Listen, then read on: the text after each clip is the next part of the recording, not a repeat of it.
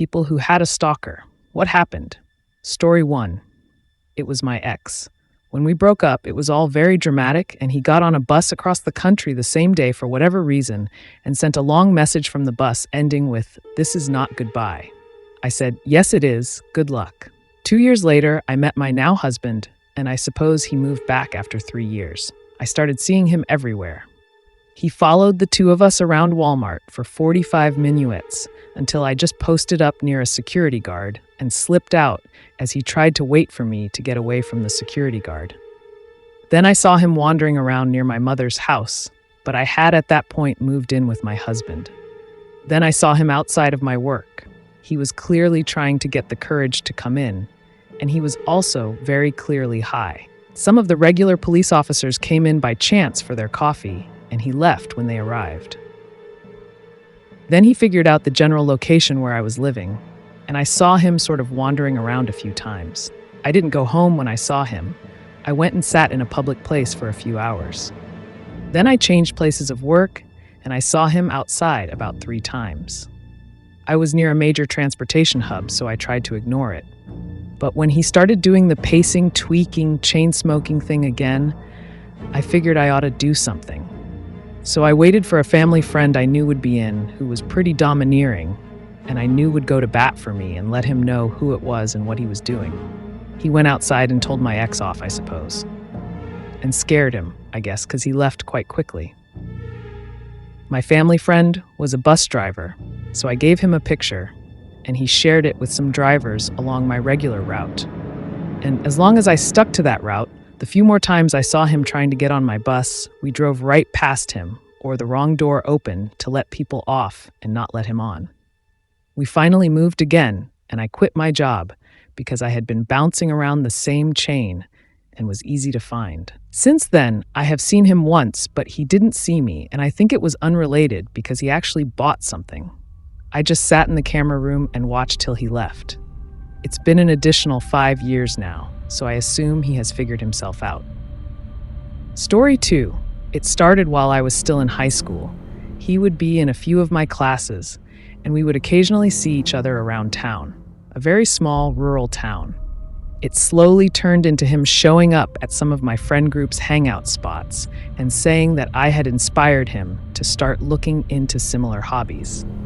We thought it was kind of weird, but just brushed it off and avoided him. Flash forward a couple weeks into the start of summer vacation. He had found or followed me to all of my favorite places and my work, even though both were sometimes towns over from our own. I would see his car at parks where I did outdoor painting, at my place of work, as well as at friends' houses, and he would drive past the house of the family I nannied for during my days on. I thought it was creepy and told local authorities, but they told me not to worry. This went on for the rest of high school and up until graduation. I didn't tell anyone what university I was going to and lied claiming it was 1 hour away from mine. He was accepted and attended there while I left for another.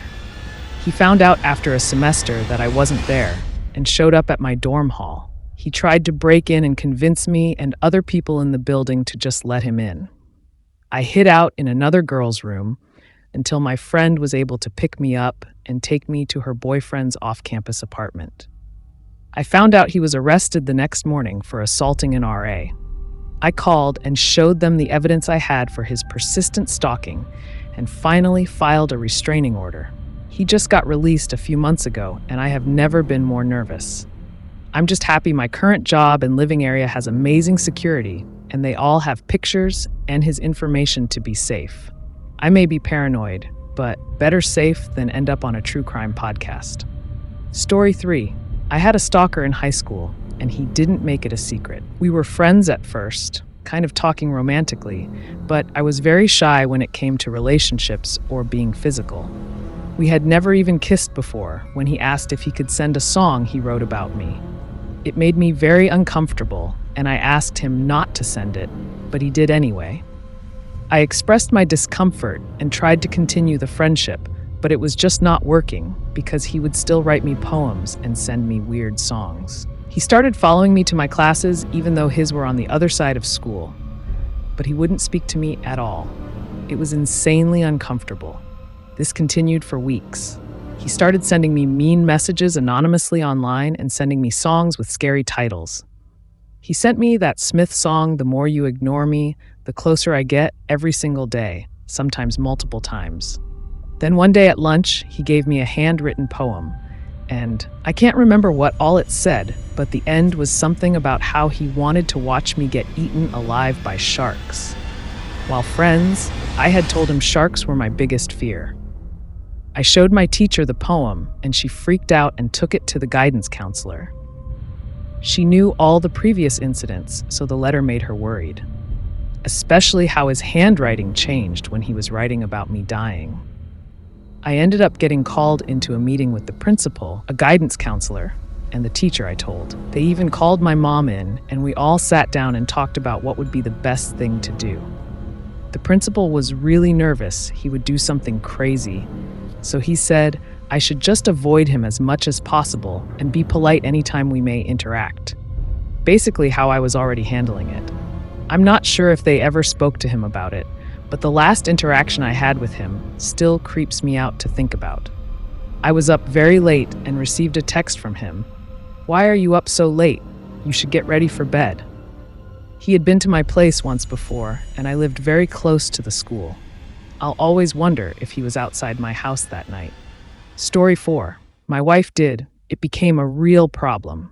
He was a maintenance man at the school where she taught. She was throwing out a lot of old, damaged books. He asked if could have them for his kids, of course. After that, he wanted to always be there. Wherever my wife was, he was always sweeping or cleaning near her room. Then one day in the winter, my wife got a flat right after leaving school. It was getting dark, and her new best friend is there to fix it. While changing the tire, he started asking sexual questions. He wanted to know if she ever had a black man. Of course, she said nothing. It got worse, and the school administration was ignoring it. I was now going way out of my way to take her and to pick her up from school. She was scared. Then he said something to her while she was eating in the cafeteria. She lost it. She just started screaming and crying for him to leave her alone. They sent her home for a few days, paid leave. Since the school was no help, I went to see 2 school board members I knew, but not well. I told them that I had hired an attorney and would be suing the school district unless my wife felt safe. They moved the custodian to another school, but it took months before my wife felt safe. The custodian got in trouble at the next school and was arrested. We never heard from him again.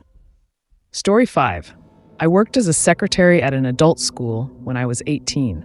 An adult student kept bothering me, taking pictures of me outside the office, etc. I quit that job and got him banned from the school.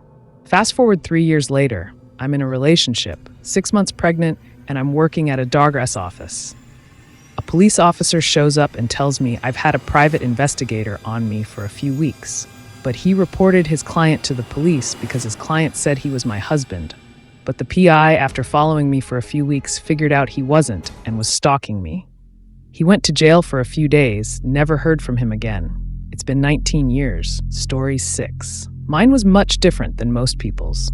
I met mine at church, but found out later he had followed me there. Apparently he lived a couple houses down from my ex-boyfriend.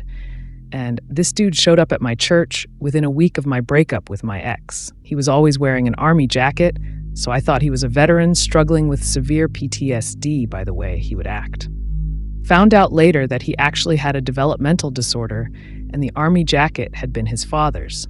He followed me around my church for a while, and I honestly didn't think much of it. He seemed harmless. My friends would always joke about it when they'd see him looking for me if he lost where I was. If I went to the bathroom, he'd be standing outside the door when I came out. This went on for a couple years. We were always really nice to him. Dumb on our part, but we didn't know any better. And we would invite him to our cookouts and hangouts, 'cause he could drive and stuff. One night I was at my friend's house having a girls' night. Her husband and our other friend went out so we could be alone. This dude showed up at the front door of my friend's house at midnight, holding a weed whacker. Seriously, can't make this up. When I asked him what he was doing there, he said, "Can I weed eat the backyard?" I was super confused because, again, it was the middle of the night, and my friend lived on a big lot, so it was pitch black outside. We told him no and asked him to leave, so he did. A couple weeks later, my friend and I were sitting with him in our church auditorium. It was just the three of us in there while we were waiting for my friend's husband to get out of a meeting. My friend said she needed to use the bathroom, and so she left me alone with him. I didn't really think anything of it. He'd never tried anything before, other than be a little too much in my space, so I thought it would be fine for a couple minutes.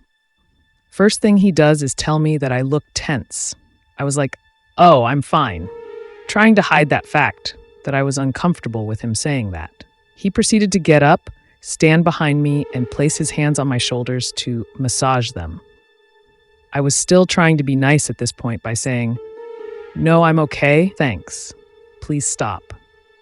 That was when he started really apply pressure, and I started to panic. So I struggled to get out of his grip, but the more I struggled, the harder he grabbed onto my shoulders, and it hurt so bad. My friend came back at just the right time and yelled at him before ripping him off of me. She started screaming at him, and he left angry. We didn't see him or hear of him again after that. Not until my friend called me a couple years later, telling me the guy had been arrested. I asked for the story, and my friend sent me a link to an article. It said that the dude had been arrested for stabbing his neighbor's dogs to death. I think only one actually died, but the second one almost died. He was suspected of multiple other dog deaths in his neighborhood. He had gotten arrested, bonded out, got put on an ankle monitor, didn't charge it, went off the grid for 6 hours.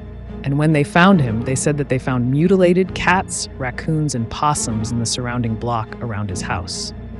The article also said he had allegedly set fire to a previous girl's house when she rejected him. And another girl, he threatened to kill her whole family. I feel like my situation with him wasn't near as bad as those other girls. But I'm still so glad that he's in prison now. They won't let him out early because they said he's a danger to society. Story 7. He offered to bring me home after the club. I thought it was nice, but then he knew where I lived. For the next 3 months, he was always there when I left my house. He was suddenly on the campus when he studied somewhere else. A few times a week, he would be standing and waiting in front of my door, asking the neighbors for my spare keys because he was my boyfriend and he locked himself out. Fortunately, they didn't believe him. He left letters, roses, coffee, and one day a knife. A lot of times when he was waiting in front of my door, I would be sitting in my apartment in silence, hoping that he didn't hear me and would leave soon. He was sometimes there until 3 a.m. I, of course, blocked him from the beginning. Told him many times to leave. He said that he could hear our babies and I would rob us of our future together. I talked to the police. They couldn't do anything because he didn't break a law. One day he called from a different number. My friend picked up and just screamed at him to leave me alone. And then he did. He wasn't in front of my door anymore. Not on campus, not in the supermarket. Just gone. But still today, I get panic attacks if I see a man with his body time and brown curly hair in the corner of my eye.